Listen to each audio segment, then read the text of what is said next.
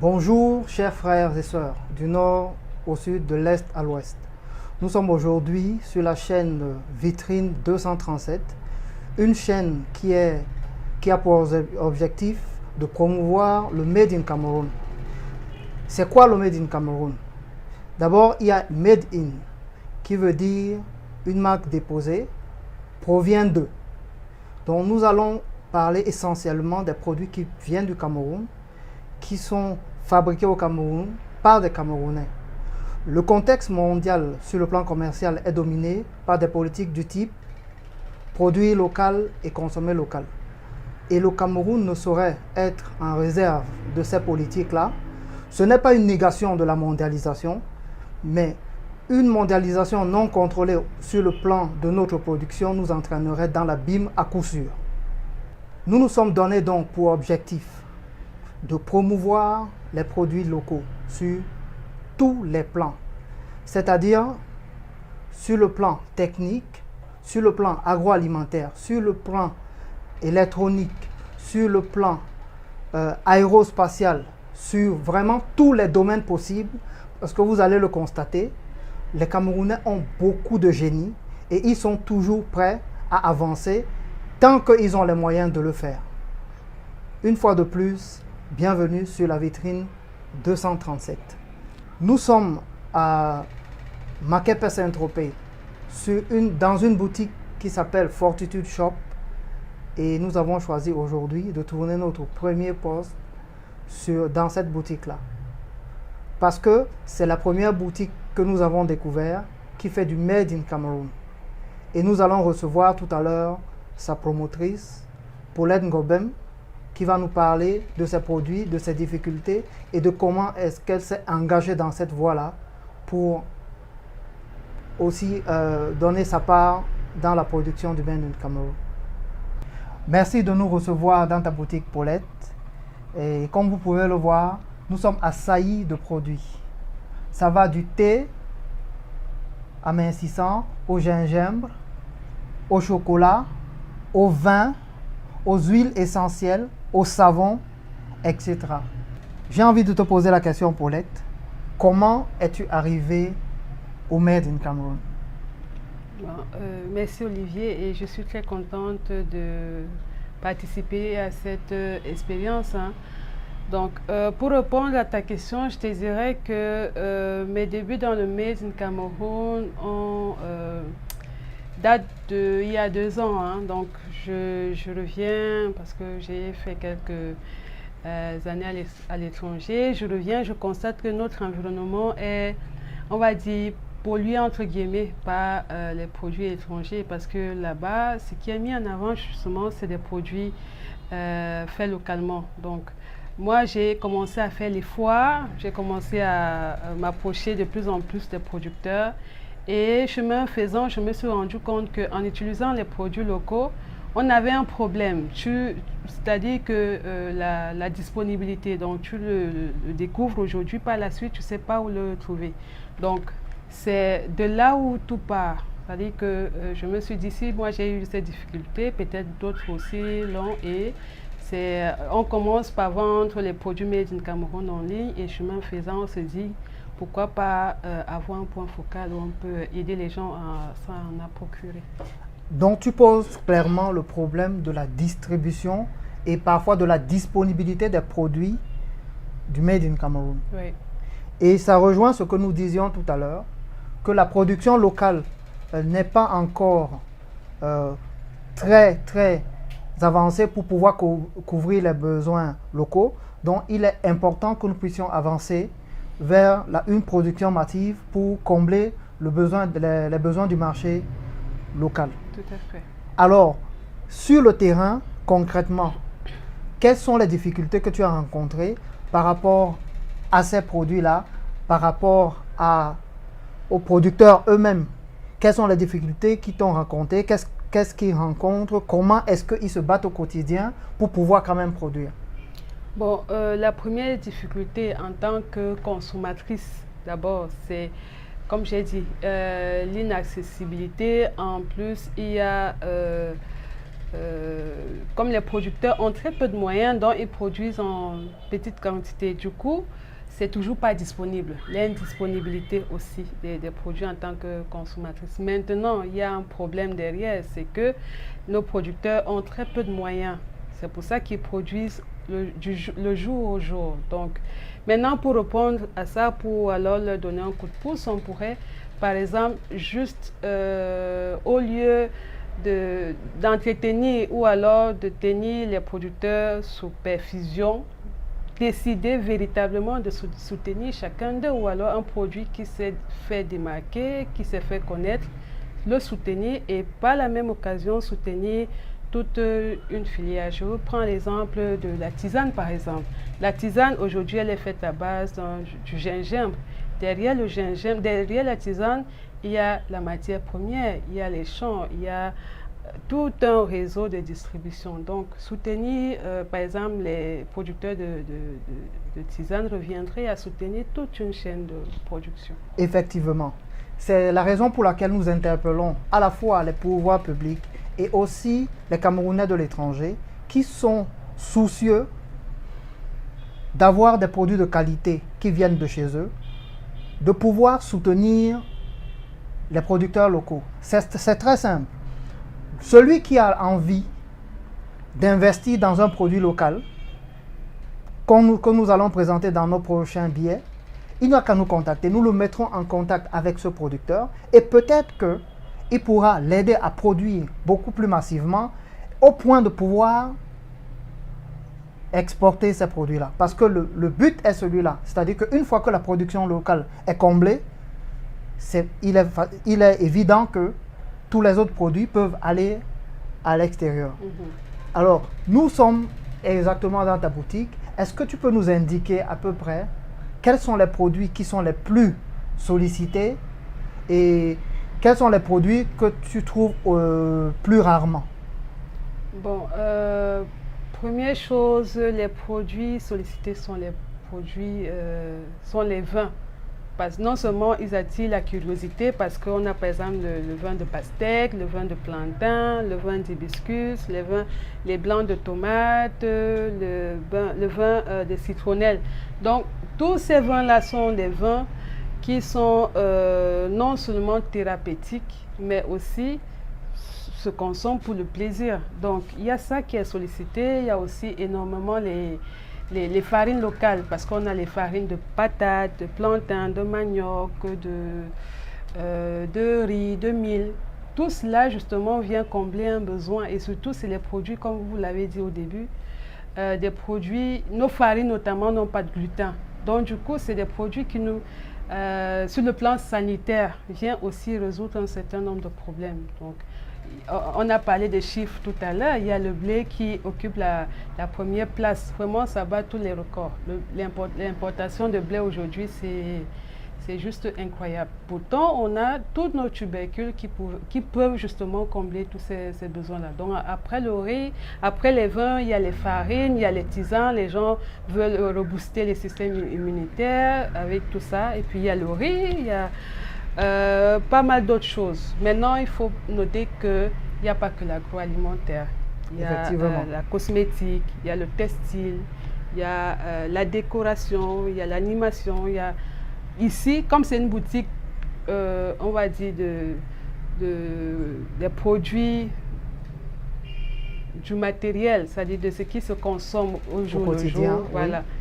Oui, mais en dehors de ça, il y a plein d'autres choses. Nous nous sommes en plus donné comme objectif d'essayer d'aider les Camerounais de l'étranger à travailler avec les producteurs locaux pour pouvoir vendre les produits locaux à l'étranger. C'est-à-dire quoi? Si vous êtes Camerounais à l'étranger et que vous souhaitez soutenir les producteurs locaux, prenez contact avec nous. Nous allons vous mettre en contact avec le producteur et après, vous pouvez aider à la production et revendre et créer une centrale de vente au niveau de l'Europe, de l'Asie, de l'Amérique, pourquoi pas. À ce propos, nous vous demandons donc de nous contacter. Nous allons vous mettre en contact avec ces producteurs-là. Ça aiderait à beaucoup à produire plus massivement parce que le plus gros problème que le Cameroun a aujourd'hui, c'est de la production massive. Selon l'INS, en 2019, nous avons dépensé plus de 807 milliards d'importation de produits que nous pouvons transformer localement. Uniquement pour le riz, nous avons importé 232 milliards. Imaginez que ces 232 milliards aient été investis dans la production locale. Vous voyez le nombre d'emplois que cela aurait créé et aussi le développement de la filière. C'est-à-dire que l'argent que nous investissons en important des produits peut être investi à l'intérieur et créer des emplois et développer la filière. C'est en ça que les importations tuent notre économie. Parce qu'une économie tournée vers l'extérieur est amenée à mourir. C'est pour cela que nous devons soutenir les efforts des producteurs locaux pour consommer ce que nous produisons. Et pour consommer ce que nous produisons, il faut que nous puissions, la demande à l'intérieur puisse être satisfaite par la production locale. Une fois de plus, bienvenue sur notre chaîne. Nous faisons appel maintenant à tous ces producteurs-là, tous ces génies qui font de la production locale, de nous contacter pour que nous puissions les suivre dans leur évolution.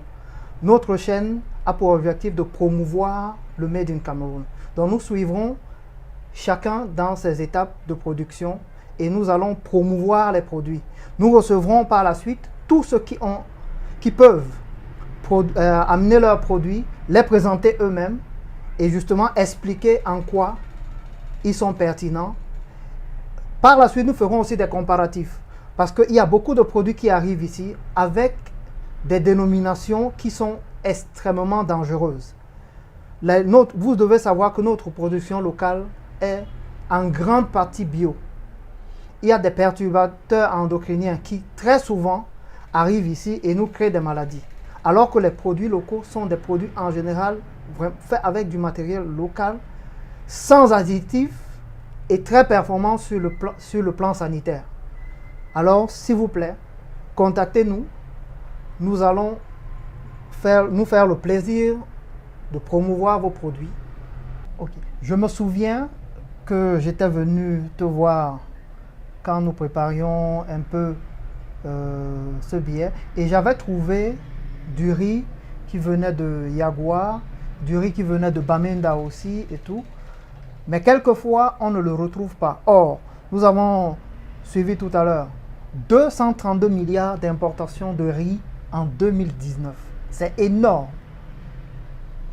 Comment est-ce que nous pouvons juguler ces importations-là et réinvestir cet argent dans le circuit du riz camerounais? Voilà, ça c'est une très bonne question. Comment est-ce qu'on peut booster cette filière-là? Par exemple, le riz de Yagoua, je me rappelle que mes parents, ils ne consommaient que ça. Le riz, par exemple, de lac d'eau aussi. C'est les riz qui sont différents de ceux importés dans la mesure où ils sont frais. En plus, ils ne mettent pas 6 mois de transport. Donc, malheureusement, les producteurs font avec les moyens qu'ils ont. Du coup, comme je l'ai dit au début, ils produisent du jour au jour. Et c'est les riz naturellement parfumés parce qu'on a l'habitude de croire que parfumé veut dire qu'ils sentent bien. Parce que justement, dans les riz importés, on y ajoute des additifs qui nous donnent l'impression que c'est beau, ça sent bien. Pourtant, c'est des produits chimiques. Par contre, nos riz sont naturellement parfumés. C'est la terre qui parfume le riz. Du coup, on espère que les pouvoirs publics vont prendre le taureau par les cornes et décider justement de soutenir toute cette filière-là qui ne demande que ça. Naturellement, les Camerounais sont très souvent sceptiques à consommer les produits camerounais parce qu'ils posent un problème de fiabilité. Et très souvent, le mot qui revient, c'est le problème de packaging. Est-ce que dans ton parcours, tu as pu constater que les producteurs ont justement de problèmes pour mettre leurs produits dans des packaging élaborés et est-ce qu'ils sont suffisamment outillés pour avoir de la matière pour vraiment avoir des produits présentables. En fait, le problème du packaging, quand on regarde l'environnement actuel, c'est des produits qui font des efforts. C'est-à-dire qu'on prend par exemple nos produits made in Cameroun il y a de cela 5 ans, c'était vraiment pas ça. Aujourd'hui, il y a des nettes améliorations, ce qui veut dire que derrière, quand même, il y a des efforts qui sont faits. Justement, nous, dans cette optique-là, je pense que nous allons en plus accompagner les producteurs dans la croissance de leur production, mais aussi avec les experts, ou alors les personnes ressources que nous avons justement spécialisées dans le conditionnement, dans le packaging, accompagner aussi certains, parce qu'il y en a beaucoup qui se sont lancés dans le Made in Cameroun, on va dire, soit par suivisme, soit parce qu'on cherchait un boulot, mais il faudrait aussi que nos produits deviennent compétitifs, qu'ils soient attrayants, qu'on entre dans une boutique, qu'on dise waouh, est-ce que c'est local, est-ce que c'est des produits locaux? Effectivement, quand je regarde autour, je vois qu'il y en a quand même beaucoup qui sont dans des très bons packaging et qui ont des designs assez élaborés. Même dans les rayons des grands supermarchés, on les reconnaît et c'est déjà très bien. Et de mémoire, le Made in Cameroun ne s'est jamais porté aussi bien. C'est-à-dire qu'il y a eu un boom depuis une décennie et il y a eu beaucoup d'efforts qui ont été faits pour pouvoir avancer dans ces productions-là. Nous allons maintenant vous présenter 2 produits qui pour moi reflètent un peu ce génie, cet entrepreneuriat local qui se développe et au-delà de ce que nous pouvons imaginer. Là, nous avons Choco Noi. C'est du pur beurre de cacao, 100% bio, fait ici. Et pourtant, quand nous entrons dans les supermarchés, nous prenons que des chocolats qui viennent de l'extérieur, alors que localement, on produit du vrai chocolat avec du vrai cacao. Nous sommes producteurs, le Cameroun est producteur de cacao. Il est bon que nous exploitions toutes les filières cacao qui existent pour notre consommation locale. Après, on pourra les exporter. Le deuxième produit qui pour moi est un coup de cœur, que j'ai d'ailleurs goûté, c'est de la marque Kindak Ning rouge de plantain. C'est du vin de plantain. Quand nous savons que nous produisons beaucoup de plantain et que beaucoup de dérivés du plantain sont produits, pourquoi pas du vin? Pourquoi passons-nous tout le temps à importer du vin et à boire du vin pour enrichir les autres, au lieu de produire notre propre vin que nous-mêmes nous consommons ici? Voilà mes 2 coups de cœur pour ce billet de ce soir. Et vraiment, je vous conseille de passer à Fortitude Shop Makepe. Vous allez trouver tous ces produits et vous serez émerveillés. Merci. Comme vous pouvez le constater, le Cameroun regorge de talent, d'ingéniosité et de produits qui pourraient vraiment booster notre économie. Likez, abonnez-vous à la page pour que chaque billet qui va sortir, vous soyez au courant. Nous sommes maintenant à la fin de notre billet de ce soir. Essayez, s'il vous plaît, de consommer camerounais. Ça crée des emplois, ça booste l'économie et ça nous fait avancer. Parce que dites-vous bien que chaque fois que nous consommons des produits qui viennent de l'étranger, nous enrichissons l'étranger. Et chaque fois que nous consommons les produits qui viennent de notre pays, nous enrichissons nous-mêmes. Et c'est comme ça que nous allons sortir notre pays du marasme qu'il connaît aujourd'hui. Personne ne peut se développer en dehors de lui-même. Aucun pays étranger ne viendra nous faire sortir ou bien promouvoir nos produits si nous-mêmes nous ne pouvons pas consommer nos propres produits.